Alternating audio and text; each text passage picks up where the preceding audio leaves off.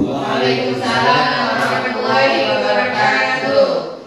Terima kasih yang terhormat Ibu Kepala Sekolah SDN Cipayung 3 dan Bapak Ibu Guru yang saya hormati. Sebelumnya izinkan saya berterima kasih untuk Ibu Kepala Sekolah dan Ibu Bapak Guru yang sudah berkenan meluangkan waktunya untuk kegiatan diseminasi budaya positif yang merupakan tugas dari calon guru penggerak angkatan 10 Kabupaten Bogor. Nah, sebelum masuk materi di sini, saya akan menjelaskan bahwa diseminasi ini tentunya jangan sampai hanya menyimak saja. Mudah-mudahan apa yang saya sampaikan bisa diterapkan oleh Bapak dan Ibu di lingkungan sekolah maupun di kelasnya masing-masing. Kita mulai saja ya. Tentang diseminasi budaya positif. Yang pertama, pengertian budaya positif. Budaya positif adalah sikap, nilai, kepercayaan dan praktik yang menciptakan lingkungan yang mendukung dan memotivasi orang untuk berkembang dan berkontribusi secara positif. Budaya positif merujuk pada kumpulan norma, nilai, dan kebiasaan positif yang berkembang di suatu lingkungan, baik di tempat kerja, di sekolah, ataupun di masyarakat. Kalau kita karena lembaganya sekolah, setiap sekolah pasti punya budaya positif masing-masing ya. Nah, ini salah satu contoh budaya positif. Nah, budaya positif mengacu pada sikap positif dan perilaku yang didorong seperti salah satunya ini di sini ada 8, tapi mungkin sebenarnya lebih dari 8 ya. Ini hanya contoh saja. Yang pertama, menghargai orang lain, menghormati perbedaan, bekerja sama, fokus pada solusi, tanggung jawab, disiplin, berpikiran terbuka, dan bersikap santun. Nah, dari budaya positif ini bisa dikembangkan oleh Bapak dan Ibu nantinya di kelas. Seperti apa penerapannya? Nah, terus kemudian mengapa sih kita harus melakukan penerapan budaya positif ini? Ya, yang pertama, dengan adanya budaya positif ini dapat meningkatkan kesejahteraan siswa. Dalam budaya positif ini juga memberikan rasa aman dan nyaman bagi siswa. Ya, bayangkan jika di sekolah tidak ada budaya positifnya, pasti siswa juga sekolahnya dia merasa tidak aman, tidak dihargai, tidak terlibat dalam lingkungan belajar yang positif. Selanjutnya yang kedua, meningkatkan kinerja siswa. Budaya positif ini dapat meningkatkan kinerja siswa karena mereka merasa lebih nyaman dan termotivasi untuk belajar. Budaya positif juga dapat membantu mengembangkan keterampilan sosial, emosional, yang dapat membantu mereka berhasil dalam hidupnya. Salah satu tujuan pembelajaran di sekolah pasti ibu dan bapaknya menyekolahkan anak tersebut agar menjadi anak yang berhasil di kehidupannya kelak, gitu ya. Selanjutnya, meningkatkan kinerja guru dan staf. Budaya positif dapat memberikan lingkungan kerja yang positif dan mendukung bagi guru dan staf sekolah. Hal ini membantu mereka merasa lebih terlibat, dihargai, dan termotivasi dalam pekerjaan mereka yang pada akhirnya akan meningkatkan kinerja mereka. Nah, kalau yang ketiga ini kira-kira contoh budaya positif seperti apa sih yang ada di sekolah kita misalnya? Tahu nggak Bapak Ibu? Misalnya ya, saya kasih contoh di sini. Jangankan tentang budaya positif ya, karena kita tidak tidak sadar gitu. Kalau mengambil keputusan itu harus secara bersama-sama. Nah, itu musyawarah juga termasuk budaya positif. Bayangkan jika misalnya sekolah mau mengadakan kegiatan apa, beberapa guru kita tidak ajak untuk diskusi misalnya ya. Nah, akhirnya beberapa guru yang tidak diajak diskusi tersebut ada merasa tidak dihargai ya, sehingga kurang motivasi dalam dirinya. Nah, itu salah satu contoh budaya positif yang dapat meningkatkan kinerja guru. Selanjutnya, meningkatkan keterlibatan orang tua. Budaya positif dapat memotivasi orang tua untuk lebih terlibat dalam kehidupan anak-anak mereka. Contohnya lagi, sekarang di kurikulum Merdeka ini kita harus ada yang namanya implementasi P5, ya, gelar karya P5 gitu ya. Nah, itu kan budaya positif ya namanya ya, karena anak-anak juga harus bisa mampu menguasai 6 elemen profil pelajar Pancasila tersebut. Salah satunya misalnya berakhlak mulia, berpikiran kritis, bernalar kritis, kemudian mandiri, kreatif, ya. Kan itu salah satunya nanti akan kita buat kayak gelar karya ya.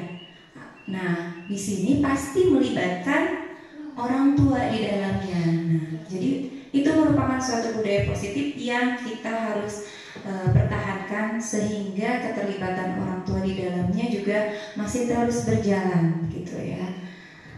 Selanjutnya, menciptakan lingkungan belajar yang aman dan positif. Budaya positif dapat menciptakan lingkungan belajar yang aman dan positif bagi siswa maupun guru, membantu mengurangi stres, kecemasan, dan perilaku negatif, serta meningkatkan kepercayaan diri dan kebahagiaan semua komunitas sekolah. Nah, kalau ini mungkin lebih cocok di kelas karena anak-anak bisa nyaman belajar, bisa positif lagi karakternya, itu bisa kita tanamkan di kelas melalui budaya positif tersebut. Budaya positif mengarah pada disiplin positif. Ya, intinya kita pasti ingin anak-anak itu menjadi anak yang disiplin ya. Makna kata disiplin. Bapak Ki Hajar Dewantara menyatakan bahwa untuk menciptakan siswa yang merdeka, maka syarat utamanya harus mempunyai disiplin yang kuat, yaitu disiplin diri yang berasal dari motivasi internal, ya, internal atau di dalam diri sendiri. Jika tidak mempunyai motivasi internal, maka diperlukan motivasi eksternal untuk mendisiplinkannya. Jadi intinya disiplin itu sebenarnya dimulai dari interpersonal kita sendiri, dari dalam diri sendiri.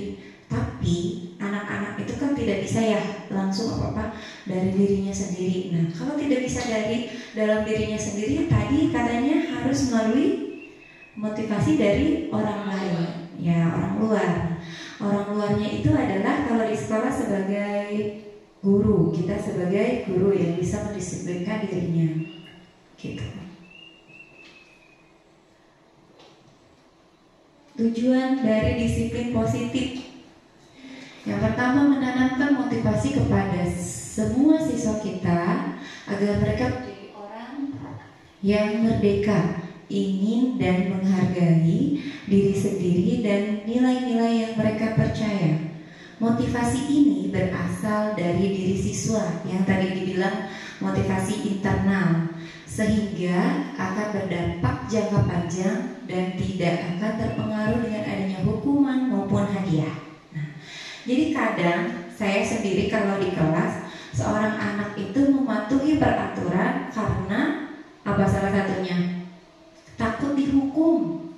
Nah, kebanyakan anak, kenapa sih kamu menjaga kebersihan kelas? Kenapa sih kamu menghargai teman kamu? Kalau nggak gitu nanti saya dihukum, Bu. Ya, bukan alasannya itu dari dirinya sendiri. Maksudnya misalnya, karena saya sadar, Bu, kalau kebersihan itu tanggung jawab kita semua, ya. Jadi mereka lebih karena untuk menghindari hukuman tadi, ya. Atau misalnya merasa nggak enak, kenapa sih kamu harus menghargai teman? Karena saya nggak enak, Bu, dia kan teman saya, gitu. Nah, itu bukan berasal dari dirinya sendiri. Nah, bagaimana sih caranya kita sebagai guru supaya anak ini punya disiplin yang positif tapi berasal dari dalam dirinya sendiri? Nah, motivasi perilaku manusia. Seperti yang diseminasi kemarin sudah dijelaskan, setiap manusia itu dalam bertingkah laku, dalam melakukan sesuatu, pasti dia ada motivasi atau alasan ya dalam dirinya. 3 motivasi perilaku manusia. Yang pertama adalah untuk menghindari ketidaknyamanan atau hukuman. Ya, seseorang berperilaku untuk menghindari permasalahan yang mungkin muncul dan berpengaruh kepada mereka secara fisik, psikologis, ataupun tidak terpenuhinya kebutuhan mereka bila tidak melakukan tindakan itu. Misalnya, yang tadi anak-anak ya, kalau anak-anak, kenapa kamu menjaga kebersihan kelas? Karena saya tidak mau dihukum, ya. Kemudian karena kalau misalnya nggak piket, nanti teman-temannya ngejek. Nah itu timbul ketidaknyamanan dari diri dia. Nah kemudian yang kedua, alasannya motivasi perilaku manusia yang kedua adalah untuk mendapatkan imbalan atau penghargaan diri dari orang lain. Seseorang berperilaku untuk mendapatkan pujian, hadiah, atau imbalan dari orang lain yang menurut mereka penting dan mereka letakkan dalam dunia berkelas mereka.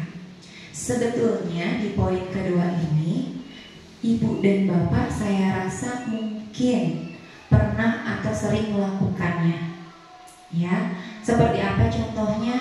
Ada yang bisa menyebutkan? Berperilaku karena ingin mendapat imbalan atau penghargaan dari orang lain.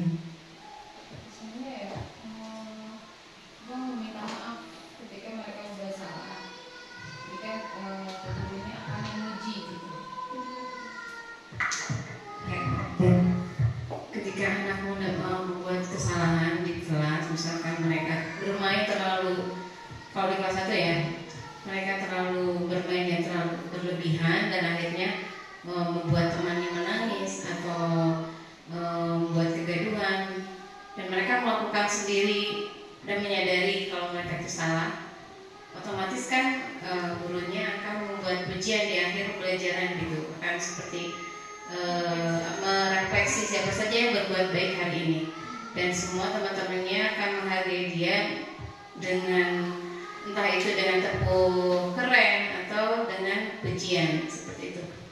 Ya, terima kasih Bu. Ya seperti itu ya, bisa jadi. Atau kadang kita juga suka begini, yang misalnya hari ini duduknya rapi, ibu akan berikan bintang. Nah itu kan salah satu contoh sederhananya ya. Akhirnya itu emang termotivasi dalam dirinya, oh saya hari ini duduknya rapi di kelas. Tapi motivasi itu bukan tumbuh dari diri dia sendiri, melainkan karena dia pengen dapat bintang gitu. Kenapa? Karena setelah dapat bintang, oh saya bisa memperlihatkan nih ke teman saya, oh saya dapat bintang loh dari guru. Nah seperti itu. Bagaimana sekarang caranya tanpa misalnya kita memberi penghargaan seperti itu pun anak-anak sudah mau duduk rapi di tempatnya masing-masing begitu. Nah itu PR kita sebagai guru, gimana sih caranya gitu ya. Kemudian yang ketiga, untuk menjadi orang yang mereka inginkan dan menghargai diri sendiri dengan nilai-nilai yang mereka percaya. Orang melakukan sesuatu karena nilai-nilai yang mereka yakini dan hargai. Motivasi ini akan membuat orang mempunyai disiplin positif karena motivasinya bersifat internal. Kira-kira dari 3 motivasi ini mana yang harus kita terapkan ke anak-anak? Motivasi 1, 2, atau 3? Yang ketiga kayaknya. Karena kalau yang ketiga itu dengan kesadaran sendiri mereka akan melakukan hal baik tanpa kita harus beri imbalan, hadiah atau ucapan baik misalkan atau pujian seperti itu. Mungkin itu yang ketiga yang menurut saya pribadi harus diterapkan. Nah itu justru itu yang PR untuk guru-guru gitu. Iya betul, terima kasih Bu Evi. Nah, memang yang dari ketiga motivasi ini yang paling harus kita terapkan adalah yang ketiga. Ya, walaupun sebenarnya yang paling sering selama ini anak-anak kita lakukan itu adalah motivasi yang pertama dan kedua, ya, menghindari hukuman atau mendapat imbalan. Nah, sekarang bagaimana caranya motivasi 1 dan 2 ini beralih ke motivasi yang ketiga? Ya, ini ada setelah ini ada. Nah, 5 kebutuhan dasar manusia. Seluruh tindakan manusia memiliki tujuan tertentu. Semua yang kita lakukan adalah usaha terbaik kita untuk mendapatkan apa yang kita inginkan. 5 kebutuhan manusia ini, yang pertama adalah bertahan hidup, kemudian kasih sayang dan rasa diterima, 3 penguasaan, 4 kebebasan, 5 kesenangan. 5 kebutuhan dasar ini kita ambil contohnya kepada murid ya. Jika dia tidak mendapatkan kebutuhannya ini di rumah, biasanya di sekolah dia akan membutuhkannya. Ya, misalnya yang saya pernah bilang ya waktu diseminasi yang pertama, contohnya yang kasih sayang dan rasa diterima. Kadang anak tuh kenapa sih kok kayaknya senang kalau misalkan sama gurunya dipeluk gitu ya. Terus kalau pengennya diperhatiin terus ya, itu bukannya bukannya bohong kalau ada yang bilang oh itu mah kayak kurang kasih sayang misalnya. Ya, tapi memang benar. Kenapa? Karena karakter anak kan beda-beda ya. Ada yang dia merasa bu guru tuh udah dengan ngasih tahu saya kamu udah makan belum, itu juga udah sayang loh sama saya. Tapi ada anak yang bukan cuma ngomong, dia harus sambil dipeluk ya, sambil dielus rambutnya. Itu karena kebutuhan dasar manusia itu berbeda-beda gitu, standarnya beda. Kita mungkin mikirnya saya perasaan ngasih tahu dia pulang hati-hati ya nak, jangan lari-lari, berarti itu bentuk kasih sayang gitu. Tapi ternyata anak itu pengennya itu dipeluk, dibelai sama bu gurunya, apalagi kelas 1 ya Belin. Dia itu menangkap kasih sayang itu biasanya dengan sentuhan, harus dengan sentuhan, bukan cuma kata-kata. Nah gitu. Nah sekarang coba kita merefleksikan diri. Coba ini dibaca sama Kak Bagus tuh biar nggak ngantuk. Ada enggak? Tes. Ya. Merefleksikan diri ya.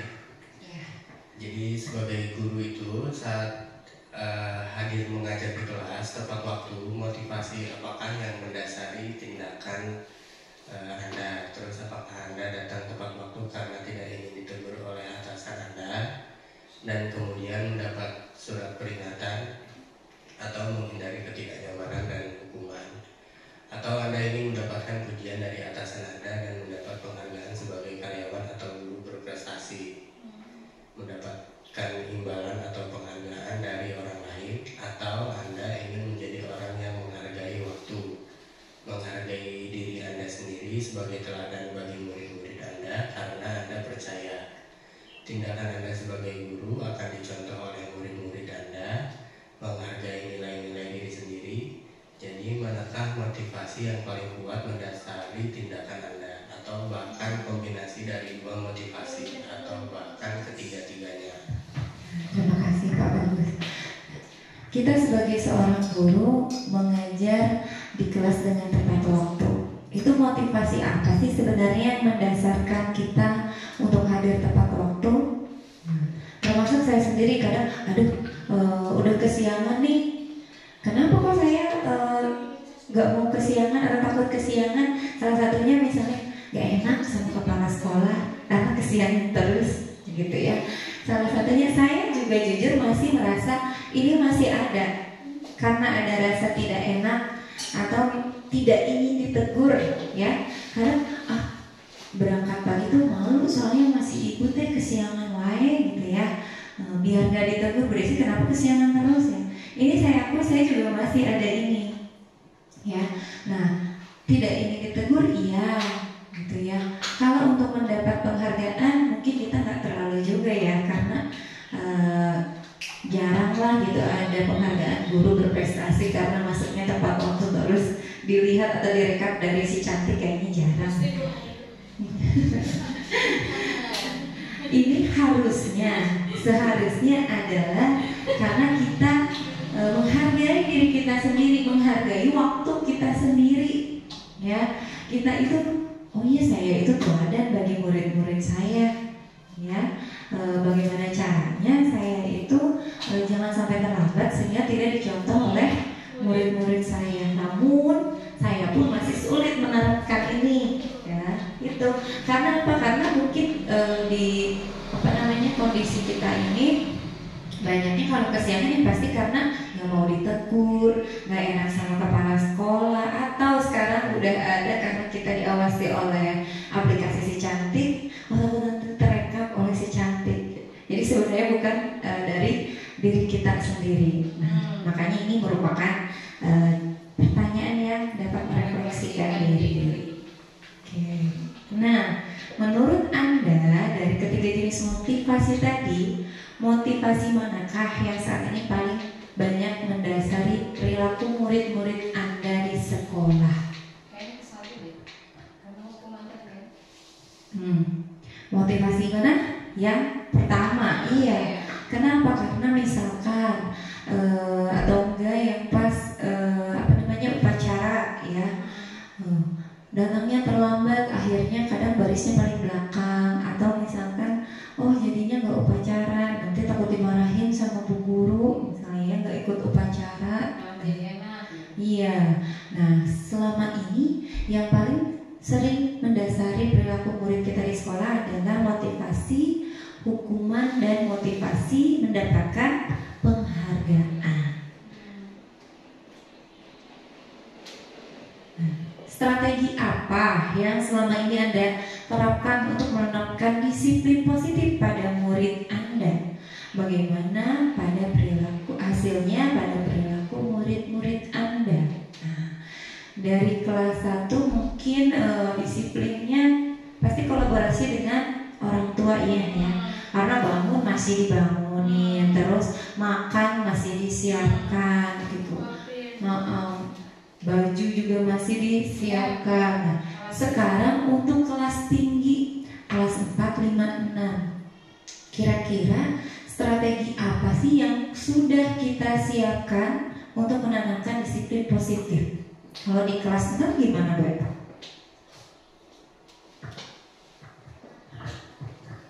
Oke, izin menjawab Bu Desi. Untuk menerapkan disiplin positif dari kelas 6 mungkin mulai membuat kesepakatan kelas seperti itu. Jadi anak-anak dengan saya sendiri membuat kesepakatan antara kita bareng-bareng, baru nanti akan ada solusinya begitu. Ada yang menerapkan konsekuensi biasanya ya kalau kesepakatan kelas ini kan dibuat bersama-sama. Tujuannya supaya apa? Supaya disiplin semua begitu ya. Dimana nanti kalau tidak ada yang melanggar nilai kedisiplinan tersebut, maka dia akan mendapatkan konsekuensi. Apakah di kelas rendah juga sudah ada kesepakatan kelas? Sudah membuat kesepakatan kelas? Nah, boleh mulai dari sekarang kelas 1, 2, 3 memulai membuat kesepakatan kelas. Namun lebih baik itu kita mengarahkan sekarang ke keyakinan kelas. Ya, intinya sama saja, cuma mungkin bahasanya lebih dirubah lagi. Nah, kalau misalnya kesepakatan, berarti kalau tidak melakukan, dia akan dapat konsekuensi.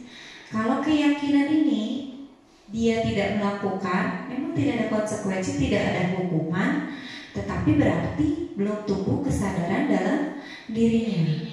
Iya. Keyakinan kelas merupakan nilai-nilai kebaikan atau prinsip-prinsip yang disepakati secara universal. Orang akan lebih bersemangat atau tergerak untuk melaksanakan keyakinannya daripada mengikuti aturan. Dulu dari saya SD itu nggak ada keyakinan kelas, adanya aturan kelas. Ya, aturan kelas itu siapa yang buat? Guru. Sedangkan keyakinan kelas siapa yang buat? Kita dengan siswa. Ya, kenapa harus seperti itu? Pertama, anak-anak juga melaksanakan keyakinan kelas ini tidak ada paksaan. Kalau aturan hanya kita yang buat, ya anak-anak tidak terlibat, dia merasa tidak dihargai keberadaannya. Jadi dia di sekolah itu hanya oh saya mah di sekolah ini ya tugasnya hanya ngikutin kata guru gini, jangan begitu ya jangan begitu, ya tanpa dia tahu kenapa nggak boleh begitu, ya kenapa saya harus begini menghargai orang lain, kenapa saya harus menghargai orang lain gitu ya. Karena sekarang itu bukan aturan kelas, tata tertib kelas, tetapi Nah, contoh keyakinan kelas, misalnya kita buat keyakinan kelas SDN Cipayung 3. Kalau peraturan kelasnya, kembalikan barang ke tempatnya. Keyakinan kelasnya nilainya bertanggung jawab. Yang kedua, dilarang mengganggu orang lain. Keyakinan kelasnya saling menghormati. Jadi dirubah kalimatnya juga ya. Tidak boleh datang terlambat, misalnya kayak gitu juga. Dirubah. Iya, bertanggung jawab, disiplin kata-katanya ya. Kemudian nih, hadir ke sekolah 15 menit sebelumnya, menghargai orang lain, maksudnya menghargai waktu orang lain juga, dan komitmen. Nah, selanjutnya dilarang melakukan kekerasan, sekarang menjadi keamanan dan saling menghormati. Dilarang menggunakan narkoba, jadi kesehatan. Ya. Nah, seperti itu. Nanti biasanya kan kalau di sekolah-sekolah kita suka tempel seperti poster ya. Dilarang buang sampah sembarangan. Kata-kata itu harus kita ganti Bapak Ibu jadi apa? Buanglah sampah pada tempatnya. Atau menjaga kebersihan kelas ya. Jadi kata-kata dimulai dengan kata yang positif. Narasinya. Iya. Kalimatnya, narasinya harus dimulai dengan kata yang positif. Ini kan ada dilarang atau jangan, tidak boleh, ya. Kita ganti dengan kata yang positif. Dilarang merokok, kesehatan, menghormati orang tua. Nah, ini ada. Berjalan di kelas dan koridor, keamanan dan keselamatan. Ya, seperti itu. Ini contoh ya. Nanti mungkin Bapak Ibu bisa membuatnya lagi di kelas masing-masing. Mungkin PR-nya itu narasinya, Bu. Narasinya ya, karena kita bingung mungkin ya. Apalagi kelas 1 kan bahasanya yang harusnya sesederhana yang mereka bisa Pahami, ya, betul. Nah, memang kalau untuk kelas rendah PR-nya itu di bahasanya. Jadi memang kadang anak tuh tidak bisa kalau kita bahasanya seperti ini, mereka juga menangkapnya seperti ini gitu ya. Harus kita menyederhanakannya lagi. Kayak misalkan kata-kata menjaga kebersihan, nah, tidak boleh buang sampah. Nah, ini kata-katanya menjaga kebersihan. Menjaga kebersihan itu kan mencakup semua, bukan cuma membuang sampah saja gitu. Tahapan membuat keyakinan kelas. Yang pertama, mempersiapkan warga sekolah atau murid untuk bercurah tentang peraturan yang disepakati. Nah, kalau di kelas nih berarti kita memandu murid. Coba kamu kira-kira apa sih ya keyakinan kelas yang kamu yakini, gitu ya. Kemudian mencatat semua masukan para murid sekolah di papan tulis atau di kertas besar. Jadi Ibu dan Bapak bisa melakukan seperti kemarin itu yang kita merumuskan visi menggunakan post-it ya, kemudian ditempel-tempel atau anak-anak dikasih secari kertas. Silakan kalian tuliskan keyakinan nilai positif apa yang harus kita terapkan di kelas misalnya gitu ya. Atau kalau misalkan di kelas 1 bilangnya dia kan pasti nggak ngerti ya kalau nilai keyakinan gitu ya. Sikap baik apa yang harus kita lakukan di kelas gitu ya. Pastinya nanti ada timbul yang misalnya saling menghargai, tidak boleh mencontek, ada kata-kata nanti seperti itu. Nah, nanti sama Ibu dan Bapak setelah dibuka satu persatu ya, terus disusun keyakinan kelas sesuai prosedur pembentukan keyakinan kelas.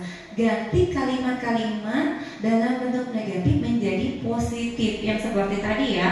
Dilarang membuang sampah sembarangan. Jadi jagalah kebersihan atau menjaga kebersihan ya. Jangan berlari di kelas atau koridor. Kalimat positifnya berjalanlah di kelas atau koridor. Anak-anak kadang habis upacara ya, anak-anak jangan lari-lari ya. Nah, kita kadang suka terbawa seperti itu ya, saya juga suka lupa. Nah, anak-anak ke kelasnya berjalan saja ya. Nah, diganti dengan kata-kata seperti itu. Nanti setelah itu ditinjau kembali daftar pendapat yang sudah dicatat. Ya, mungkin akan didapati bahwa pertanyaan tertulis di sana masih banyak yang berupa peraturan. Nanti sama ibu bapak gurunya dibetulkan lagi. Ya, jadi dipandu anak-anaknya. itu setelah dibagi-bagi terus nanti dijadikan keyakinan kelas nih, ditempel misalnya, nanti dia ada rasa bangga. Oh iya, itu kan waktu itu yang aku tulis itu nilai itu ternyata sama guru-guru dipakai dan dipajang di kelas, gitu ya. Sekarang contoh studi kasus, ini dibacakan lagi saja sama Pak Wildan. Mangga Pak Wildan. IPA kurang menguasai pelajaran matematika, sehingga pada saat pelajaran tersebut berlangsung, dia lebih banyak berdiam diri atau menggambar di buku pelajarannya. Pada saat guru matematikanya, Pak Seno, menanyakan pertanyaan, IPA menjadi gugup dan tak sengaja menjatuhkan tasnya dari kursi, serta tiba-tiba menjadi gagap pada saat berupaya menjawab. Seluruh kelas pun tertawa melihat perilaku IPA yang bicara tergagap dan terkejut tersebut. Pak Seno pada saat itu membiarkan teman-teman IPA menertawakan IPA yang tergagap dan malu luar biasa, dan malahan minta IPA untuk maju ke depan dan berdiri di depan kelas sambil menunjuk hidungnya karena tidak bisa menjawab pertanyaan Pak Seno. Kelas makin gaduh dan anak-anak pun tertawa melihat IPA di depan kelas memegang ujung hidungnya. Ya, baik, terima kasih Pak Wildan. Nah, ini ada contoh studi kasus di mana bapak gurunya ini mungkin kesal karena siswa tersebut tidak memperhatikan. Nah, ketika ditembak langsung, maksudnya dia suruh menjawab, ya, anaknya pun terkejut, makanya dia menjadi gugup sampai dia menjatuhkan tasnya dari kursi, tiba-tiba menjadi gagap, ya, pada saat berupaya menjawab. Otomatis teman-temannya yang lain menertawakan, ya. Nah, apakah hal seperti ini pernah terjadi di kelas Bapak Ibu? Kita kesal nih sama anak nih, kelihatan dia tidak memperhatikan gitu ya. Karena dia tidak memperhatikan, coba saya tanya, termasuk saya juga pernah begitu. Kesel nih anak ngorek mulu, padahal kayaknya dia nggak bisa nih gitu. Saya tanya aja deh gitu, biar dia malu sama teman-temannya, biar dia perhatiin gurunya lain kali gitu. Nah, akhirnya setelah ditanya pun memang anaknya tidak bisa, gugup, takut. Nah, apakah yang dilakukan oleh Pak Seno ini sudah benar? Nah, apakah Anda setuju dengan tindakan Pak Seno terhadap IPA? Kalau setuju, mengapa?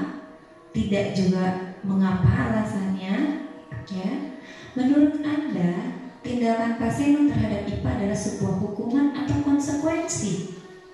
Ya, sekarang kita belajar membedakan mana yang namanya hukuman, mana konsekuensi, mana restitusi, ya. Nomor 1 dulu, apakah kita setuju dengan tindakan Pak Seno terhadap IPA? Saya pribadi tidak. Gimana? Tidak setuju ya? Kenapa tidak setuju? Karena apa kalaupun anak itu memang salah, tidak memperhatikan gurunya ketika menerangkan, bisa saja gaya belajarnya IPA itu emang bukan visual tapi audio, tapi tanpa dia melihat pun, dia dengan mendengar pun dia sebenarnya belajar seperti itu. Itu pendapat saya pertama. Kenapa juga yang kedua adalah sebagai guru, maksud saya gini, ketika kita menegur anak seperti itu, apalagi ini kelasnya misalnya kelas tinggi, misalnya kelas 4, 5, 6, itu jatuhnya jadi kayak terluka harga dirinya. Kalau saya ada seperti itu. Dan kalau itu memang sebuah kesepakatan, mungkin bukan itu konsekuensi mungkin gitu. Menurut saya. Kalau menurut Pak Wildan, menurut Anda tindakan Pak Seno terhadap IPA adalah sebuah hukuman atau konsekuensi? Pakai mic aja dan Nah, Pak Wildan ini. Kalau menurut saya ini konsekuensi dari kurangnya perhatian atau perhatian seorang anak itu kepada gurunya gitu ketika menjelaskan. Walaupun memang kan tadi kata Bu Elin, gaya belajar siswa itu kan ada yang visual, ada yang beda-beda. Cuman memang kalau saya sih konsekuensi, karena kalau sudah ada seorang guru yang langsung mengajar ya kita minimal yang melihatnya atau mendengar, melihatnya aja. Kalau memang tidak mendengarnya gitu, misalkan diam gitu. Itu Bu. Oke, baik. Nah, tindakan personal terhadap IPA ini dari kasus tadi, di sini kita baca lagi. Nah, Pak Seno pada saat itu membiarkan teman-teman IPA menertawakan IPA yang tergagap malu. Nah, terus menunjuk hidungnya karena tidak bisa menjawab. Dihukum ya, itu Nah, dihukum ya. Ya, nah di sini sebelumnya dia tidak membahas tentang keyakinan atau kesepakatan kelas, kecuali dia misalnya, Iva kamu kan tahu kesepakatan kelas itu seperti ini. Nah, iya. Tapi kalau dengan cara Pak Seno tadi ya, memang betul satu itu akan berdampak menjatuhkan mental si anak, ya secara langsung orang teman-temannya satu kelas mentalahin kok gitu ya. Nah di situ kenapa tidak dibilang konsekuensi? Itu kan konsekuensi karena dianya sendiri yang tidak menyimak gitu ya. Kenapa? Karena tidak disinggung dulu.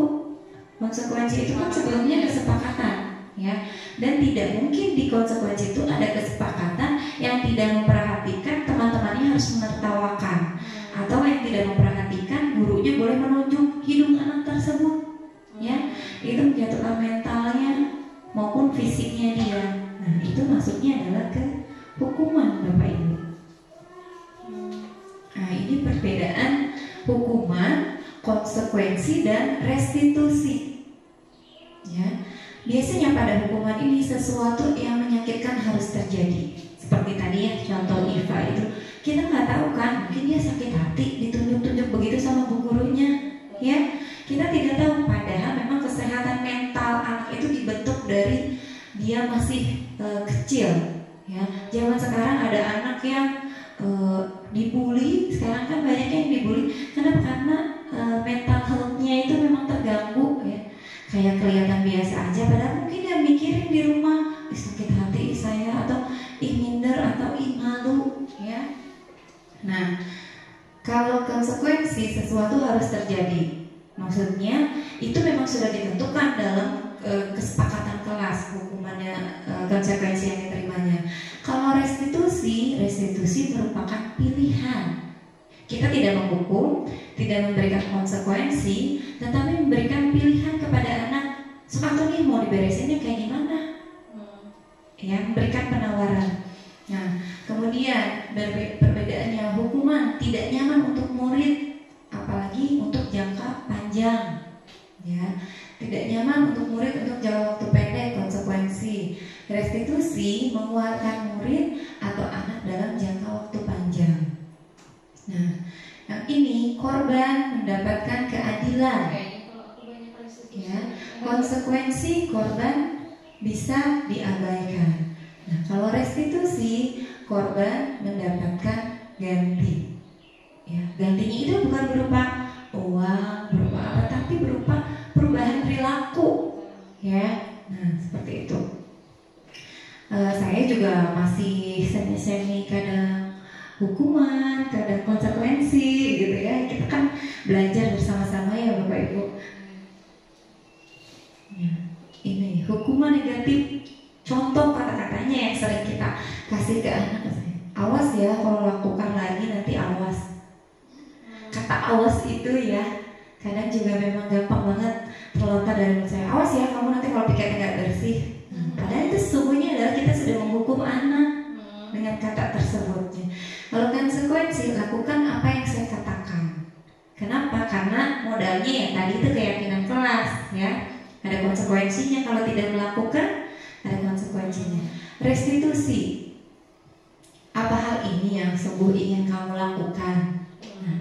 Nah, contohnya nih, kayak kemarin kita ada kasus Safik sama Abai. Nah, itu kira-kira lebih bagusnya konsekuensi atau restitusi? Karena hukuman kan udah nggak mungkin ya. Konsekuensi atau restitusi? Seperti kemarin itu. Iya. Karena kedepannya kan harus. Nah, mungkin untuk jangka pendek konsekuensi itu bagus, ya. Tapi untuk jangka panjangnya tetap restitusi. Walaupun sekarang ada banyak yang bilang, ibu dokter di restitusi mau nurut, begitu kan? Ya. Tapi anak ini dari SD ini 6 tahun loh. Kita merestitusi dibiasakan dari kelas 1 sampai kelas 6, masa sih nggak nempel sedikit pun gitu ya. Nah, jadi lebih banyak untuk melakukan restitusi. Kata-katanya juga harus dirubah, diperbaiki. Nah, perbedaannya lagi, kalau dengan hukuman, anak-anak belajar menyembunyikan kesalahan. Contohnya buang sampah, yang penting kelihatan bersih nih, karena kalau nggak kelihatan bersih, gurunya malah akhirnya di kolong ya, banyak naruh sampah di kolong. Itu kalau kita menerapkan hukuman. Kemudian kalau konsekuensi, anak belajar taat peraturan. Di konsekuensi ini memang kita dapat anak yang nurut, gitu. Ya. Tapi nurutnya itu dalam diri sendiri nggak, atau karena ada peraturan, ada konsekuensinya. Kalau di restitusi, anak belajar memecahkan masalah. Jadi kita pancing dulu, diajak ngobrol dulu nih anak. Coba karena kamu udah menyakiti orang lain, ya misalnya si Abai atau Mas Safik tadi, coba kamu melakukan kayak gitu, menurut kamu tuh sebenarnya bagus nggak sih? Terus penyelesaiannya dengan cara seperti apa sih? Nah, kita pancing anak untuk iya bertanggung jawab, walaupun tidak ada hukumannya. Nah, coba kita bedakan lagi. Tadi kita salah nih membedakan hukuman dan konsekuensi ya. Yang pertama, mencatat 100 kali di dalam buku kalimat saya tidak akan terlambat lagi karena terlambat ke sekolah. Ini hukuman atau konsekuensi? Sebenarnya konsekuensi. Bu Ellen konsekuensi. Terus? Karena saya pernah kemarin Ilden. Menurut Bu Ayu apa nih? Konsekuensi atau hukuman? Hukuman. Nah, yang kedua sekarang, Kirana tidak melaksanakan piket saat pulang sekolah. Padahal dia tahu hari itu jadwal piketnya, sehingga dia harus membayar denda untuk pemasukan kas. Ini apa? Konsekuensi. Karena biasanya saya juga ada ya ini nih keselamatan kelas tuh. Siapa yang tidak piket nanti didenda dan uangnya masuk ke kas. Jadi itu adalah konsekuensi. Nah, untuk yang pertama ini dibilangnya adalah hukuman. Ya. Nah, setelah dia mencatat 100 kali itu sebenarnya manfaatnya apa? Ya, paling apa? Melancarkan melorik mungkin ya. Tapi dari tindakannya, perilakunya apa? Ya, dari perilakunya apa yang berubah? Iya, ya perilakunya tidak ada yang berubah. Dia nanti ada rasa dongkol sama gurunya, telat gini aja sama gurunya, suruh nulis 100 kali gitu ya. Itu adalah masuknya ke hukuman. Kenapa? Karena dia tersiksa secara fisiknya, kan capek nulis 100 kali itu ya. Jadi kalau hukuman tuh mau secara verbal, non verbal, fisik, nah kita harus pertimbangkan itu.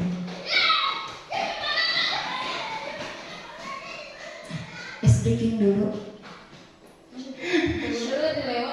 Hah, kudu. Jangan, ini harus. Ada di videonya. Silakan Bapak Ibu berdiri dulu. Banyak yang ngantuk ya, saya juga ngantuk. Tapi ya udah. Iya. Ya nyambung. Oke. Mau berdiri mau duduk? Aku berdiri. Oke. Silakan cari posisi yang nyaman, meregangkan otot setiap. Ini yang paling bagus beneran loh, saya kasih hadiah. Beneran ini. Itu ya, akut ya, semangat di akut ya. Lagi ya.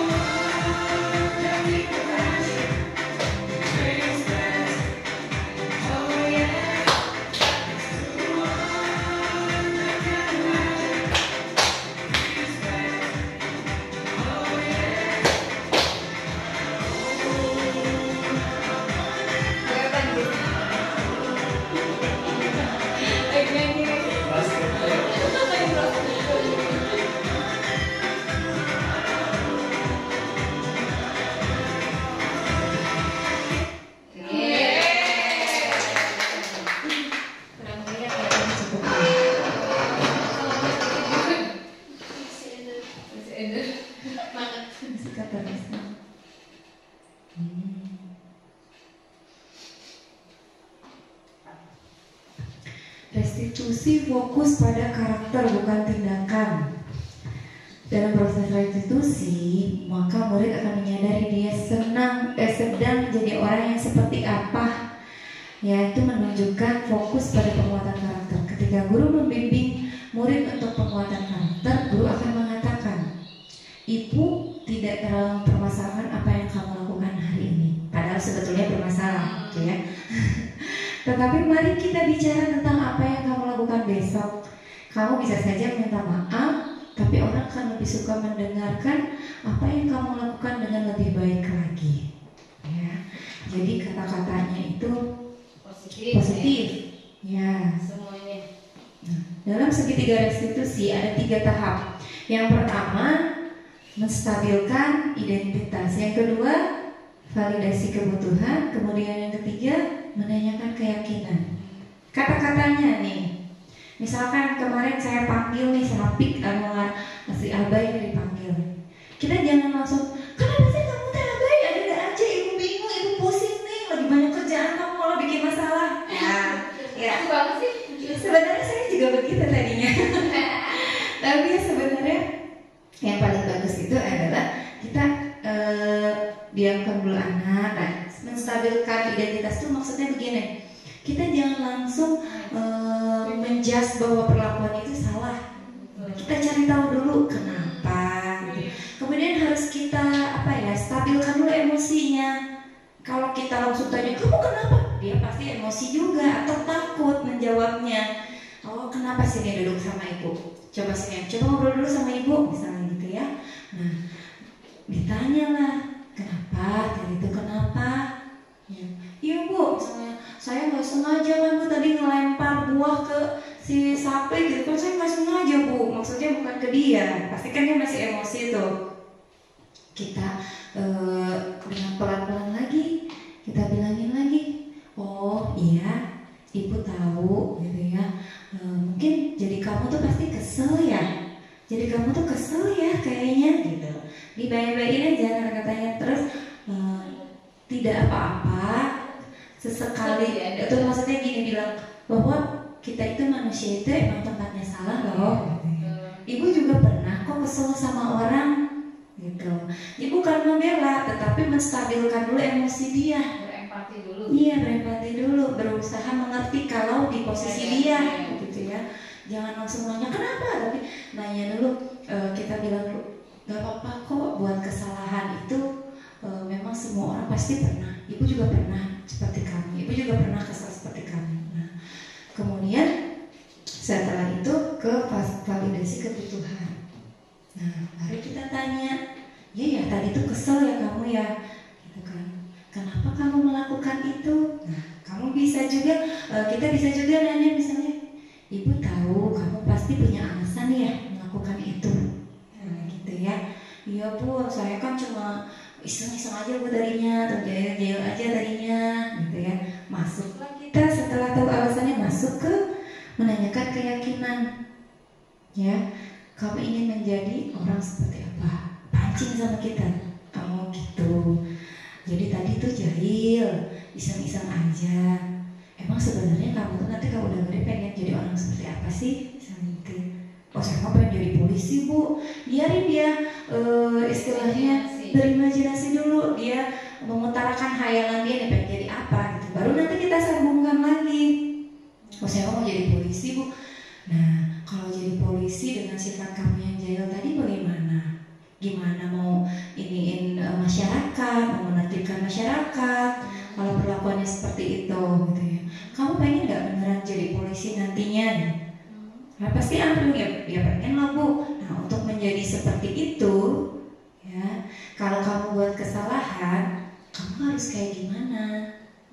Kita pancing sampai dia ngerasa, iya bu saya mau minta maaf. Terus kita juga tanya, kalau kita sudah buat keyakinan kelas ya, nah nilai-nilai apa yang disepakati saya? Berarti kamu melanggar nilai keyakinan kelas apa sih? Tidak menghargai orang lain. Jadi tahu, gak mungkin dari kelas 1 sampai kelas 6 kalau kita melakukan restitusi nggak ada bekasnya sama sekali. Tidak mungkin ya, pasti ada. 5 posisi kontrol guru. masuk ke posisi kontrol. Yang pertama adalah penghukum. Kata-katanya bacakan coba, punten Pak Yusuf. Gak kelihatan yang biru yang Kenapa di sini kelihatan tahu? warnanya ya. yang Kurang cocok pakai warna putih tulisannya. Bapak kelihatan? Enggak. Ini mau. Yang kuning tuh. lihat Nah, dari situ aja. ya 5 posisi kontrol. Enggak. Lihat enggak, Mbak? Deketin ini, deketin. Deketin. Oh gitu. Oh, kayak kamu. 5 posisi kontrol. Hasilnya 5 posisi kontrol. Pertama itu penghukum. Patuhi aturan saya atau awasi. Kamu selalu saja salah. 2. Pembuat merasa bersalah.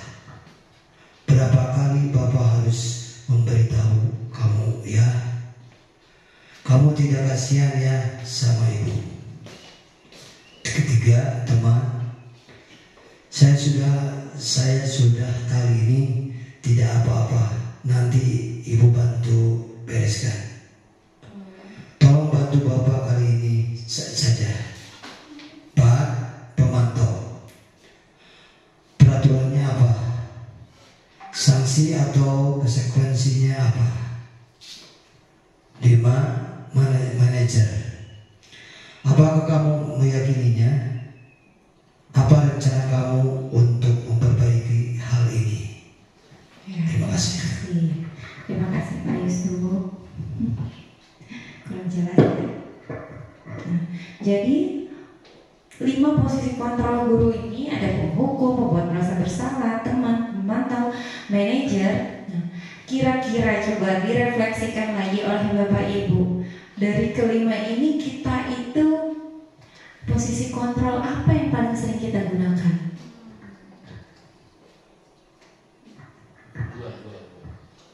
Pembuat merasa bersalah. Ini saya juga sering loh. Jadi supaya anak itu gimana ya, ngerasa nggak enak sama kita, kita buat dia ngerasa nggak enak sama kita dengan kata-kata berapa kali ya ibu tuh harus ngasih tahu kamu, bapak tuh harus berapa kali sih ngasih tahu kamu. Itu sering kadang kita gunakan. Atau misalnya ya ampun, misalnya Samil nggak kasihan sama bu guru. Ayo siapa yang sering? Samil nggak kasihan apa sama bu guru dari tadi bolak-balik ke kantor ke kelas ya. Kita sama ternyata ini sering kita lakukan ya. Teman, ya sudah nanti ibu yang tangani. Kalau di posisi kontrol sebagai teman ini, si anak tersebut tidak akan belajar untuk bertanggung jawab ya. Kalau sebagai teman ini sebaiknya jangan juga. Memang kayaknya paling jarang juga kita gunakan ya. Takutnya anak-anak juga jadi iya. Nah, pemantau. Peraturan apa, sanksi apa, konsekuensinya seperti apa. Ya, ini lebih ke tegas mungkin. Guru yang tegas. Nah, sekarang sebagai manajer, apakah kamu meyakininya? Apa rencana kamu untuk memperbaikinya?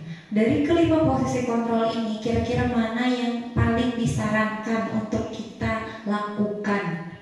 Kayaknya manajer deh. Ya, kenapa? Kenapa yang manajer? Karena berhubungan dengan dia udah lebih ke restitusi tadi. Iya, iya betul. Tepuk tangan dulu dong. Ternyata begitu. Alhamdulillah. Karena tadi sudah dijelaskan ya, restitusi, konsekuensi, hukuman. Maka yang paling masuk itu adalah posisi kontrol yang manajer. Ya, kenapa? Karena di manajer ini kita melatih anak untuk mencari solusi dari permasalahan yang sudah dia buat. Ya, bagaimana cara dia menyelesaikannya gitu. Walaupun memang sebenarnya paling sering kadang ini juga saya sering. Ya. Kamu teh nggak kasihan apa ke ibu teh belum ini belum itu. Sering banget saya lakukan. Iya. Ya, kita rubah lagi. Iya, sama penghukum ya. Awas loh kalau besok nggak ngerjain PR. Gitu. Banyak sih bikin dia bersalah sih. Aku juga tadi soalnya baru aja bilang gitu. Jadi ingat ya, Ini masih dia. tahapan segitiga restitusi tadi sudah ya, menstabilkan identitas nih, kata-katanya nih supaya lebih ini lagi. Tidak ada manusia yang sempurna, nggak apa-apa, misalnya gitu ya. Atau misalnya ada yang mukul atau berantem lah ya, kita kan pasti menstabilkan identitas dulu, jangan langsung tanya. Tenangin dulu. Iya, tenangin dulu dia secara psikologisnya. Kalau langsung kita marah, dia juga. Dia juga sebenarnya kaget. Iya. Nah, terus di sini ada kata-kata bapak sama ibu tidak mau cari yang salah siapa, gitu ya. Bapak sama ibu tuh inginnya cari solusi dari permasalahan ini, ya. Nah, apakah kamu menjadi teman yang baik buat diri kamu sendiri? Nah, nanti anak berpikir, oh, kok saya udah salah aja nggak dihukumnya sama bu guru, gitu ya. Tapi dia tidak akan yang berpikir maksudnya, oh berarti salah lagi aja, bukan. Tapi menimbulkan kesadaran diri dari dirinya sendiri.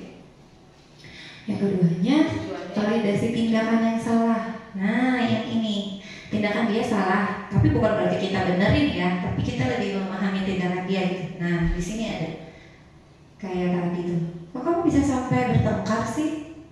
Kita kan kadang mikir gitu, kok bisa sampai mukul sih itu sih, kenapa sih gitu ya. Padahal yang lebih bagus itu pertanyaan adalah, kamu pasti punya alasan melakukan itu ya, dipancing seperti itu. Nah, kalau ibu lihat kayaknya kamu kalau di posisi kamu lagi kesel gitu mungkin bisa lebih dari itu loh. Iya, jadi diadil kata orang sebenarnya diadil. Iya. Iya, biar dia mau mengutarakan dulu nih ya. Nah, kemudian yang terakhir menanyakan keyakinan. Ya, apa yang kita percaya sebagai keyakinan kelas atau keluarga, nilai-nilai umum apa yang disepakati, apa bayangan kita tentang kelas yang ideal. Kamu mau menjadi orang yang seperti apa? Kita kaitkan dengan seperti itu. Oh, dengan tindakan kamu yang tadi itu, kira-kira kamu bisa nggak menjadi orang seperti yang kamu inginkan? Ya, kalau bertengkar, kemudian melakukan bullying terhadap temannya, kamu bisa menjadi orang yang seperti itu yang kamu inginkan. Nah, jadi dikaitkan, jangan sampai kita, memang ya kadang kalau anaknya berantem, bukan cuma anaknya aja yang emosi, gurunya juga emosi jadi mau manggil anaknya gitu ya. Kepikirannya kalau guru tuh masyarakat sekitar, terus anggapan orang tua terhadap kinerja kita, Ya, pengawasan kita, makanya ya. di luar ekspresi kita itulah yang jadi kita marah. Iya, Itu betul. mungkin. Karena dianggapnya tuh, kalau misalnya aku masih guru teh di sekolahan gitu ya. Padahal kan memang kalau walaupun di sekolah supaya anak ini bisa bertanggung jawab atas dirinya sendiri gitu, jangan sampai di sekolah nggak berani bertindak karena ada guru, di luar mah seenaknya gitu. Sedikit lagi ya. Nah, sudah sampai kesimpulan. Kesimpulannya, penerapan budaya positif itu memang tidak mudah, baik di lingkungan kelas maupun sekolah atau di rumah sekalipun, pasti sulit ya. Tapi juga bukan sesuatu yang sulit dilakukan ya. Kita sebagai seorang guru mempunyai tanggung jawab dan kewajiban membentuk peserta didik kita menjadi karakter yang sesuai dengan profil pelajar Pancasila. Maka dari itu, perubahan sangat penting dilakukan. Mulailah melakukan perubahan pada diri sendiri dengan perbaikan peran kita sebagai pengajar peserta didik. Kesimpulannya seperti itu. Memang sulit, tapi tidak juga susah untuk kita merubahnya. Yang penting kita ada niat dulu. Oke. Yang terakhir adalah jeng-jeng. Terima kasih. Buat sekolah.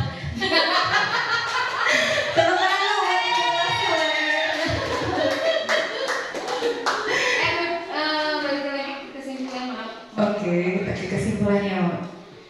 Nah, silakan. Terus 1, 2, 3.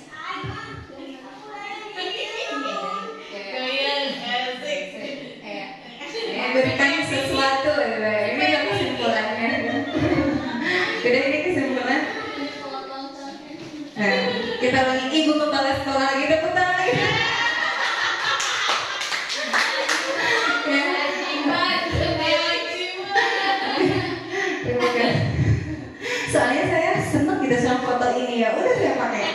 Dan di setiap kegiatan CGP aksi nyata apa ini foto ini kadang jadi cover gitu. Saking sukanya sama foto ini karena berwibawa banget nggak sih ibu kepala sekolah? Ya, saya doakan. Ya, masalahnya itu nanti di mana-mana yang ketelahnya kepala sekolah itu Elin, bukan. Oh, amin di KS-nya, amin. Baik Bapak Ibu, sudah selesai apa yang saya sampaikan. Tugas yang harus saya sampaikan kepada Bapak Ibu, budaya positif yang harus saya sampaikan kepada Bapak Ibu. Kurang lebihnya saya mohon maaf karena saya juga masih belajar, kita sama-sama belajar. Bukan berarti saya lebih pintar, tapi berbagi hal baik itu memang harus begitu. Mohon maaf atas segala kesalahan. Terima kasih untuk waktunya. Billahi taufiq wal hidayah. Wassalamualaikum warahmatullahi wabarakatuh.